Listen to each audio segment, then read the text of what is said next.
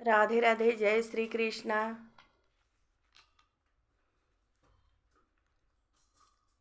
आज मार्गशीर्ष महीना के कृष्ण पक्ष के एकादशी है।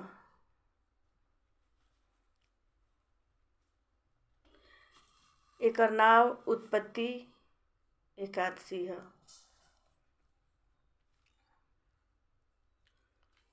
आज दिन मंगलवार है। बहुत ही सुंदर कथा सुनावे जा रहल बानी। आज हमार कुछ तबीयत खराब हो गई है, ऐसे गंगा जी ना जा पैनी है, ऐसे घर ही कथा कहतनी हम। सुनिए लो। श्री सुत जी ऋषियों को कहने लगे, विधि सहित इस एकादशी व्रत का महात्म्य तथा जन्म की कथा भगवान कृष्ण ने युधिष्ठिर को सुनाई थी। सतयुग में एक महाभयंकर राक्षस मूर नाम का प्रकट हुआ। उसने अपनी शक्ति से देवताओं पर विजय किया और अमरावतीपुरी से नीचे गिरा दिया। बेचारे मृत्युलोक की गुफाओं में निवास करने लगे और कैलाशपति की शरण में जाकर दैत्य के अत्याचारों का तथा अपने महान दुख का वर्णन किया।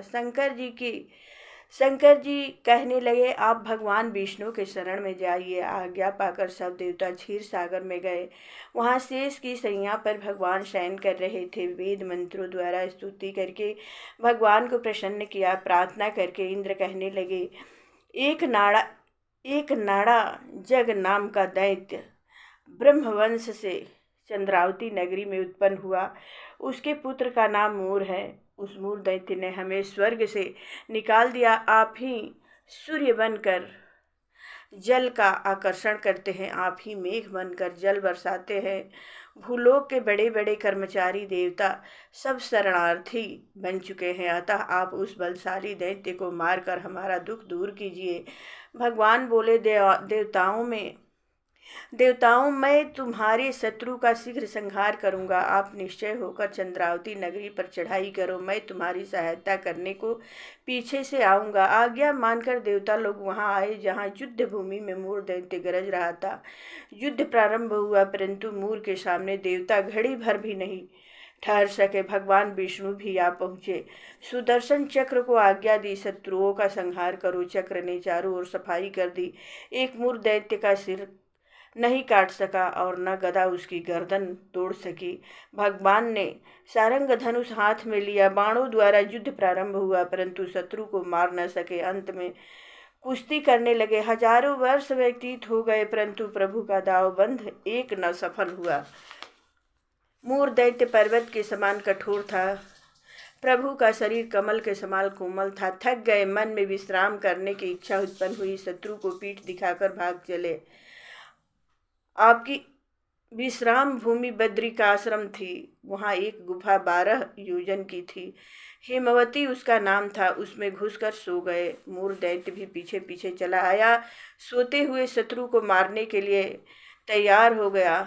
उस समय एक सुंदर कन्या प्रभु के शरीर से उत्पन्न हुई, जिसके हाथ में दिव्यास्त्र थे। उसने मूर के अस्त्र शस्त्रों को टुकड़े टुकड़े कर दिए, रथ भी तोड़ दिया। फिर भी सूरवीर ने पीठ न दिखाई। कुश्ती करने को कन्या के समीप आया। कन्या ने धक्का मारकर गिरा दिया और कहा, यह मल युद्ध का फल है। जब उठा तो उसका सिर काट कर कहा, यह हठ योग का फल है। मूर की सेना पताल भाग गई। भगवान निद्रा से जागे तो कन्या बोली, यह दैत्य आपको मारने की इच्छा करके आया था। मैंने आपके शरीर से उत्पन्न होकर इसका वध किया। भगवान बोले, तुमने सब देवताओं की रक्षा की है, मैं तुम पर प्रसन्न हूँ, वरदान देने को तैयार हूँ। जो कुछ मन में इच्छा हो प्रकट मांग लो। कन्या बोली, जो मनुष्य मेरा व्रत करे उसके घर में दूध पुत्र धन का विकास रहे, अंत में आपके लोक को प्राप्त करे। भगवान बोले, तू एकादशी तिथि को उत्पन्न हुई है, इस कारण तेरा नाम एकादशी प्रसिद्ध होगा। जो श्रद्धा भक्ति से तेरा व्रत करे उनको सब तीर्थों के स्नान का फल मिलेगा। घोर पापों से उद्धार करने वाला तेरा व्रत होगा। ऐसा कहकर भगवान अंतर्ध्यान हो गए। पतित पावनी विश्वतारिणी का जन्म मार्गशीर्ष मास के कृष्ण पक्ष में हुआ, इस कारण इसका नाम उत्पन्ना एकादशी है। इस दिन विष्णु भगवान का पूजन व सेवा करनी चाहिए। इस दिन गुड़ और बादाम का भोग लगाना चाहिए। प्रेम से बोलिए एकादशी व्रत की जय हो। जय जय भगवान विष्णु की जय, माता एकादशी की जय हो।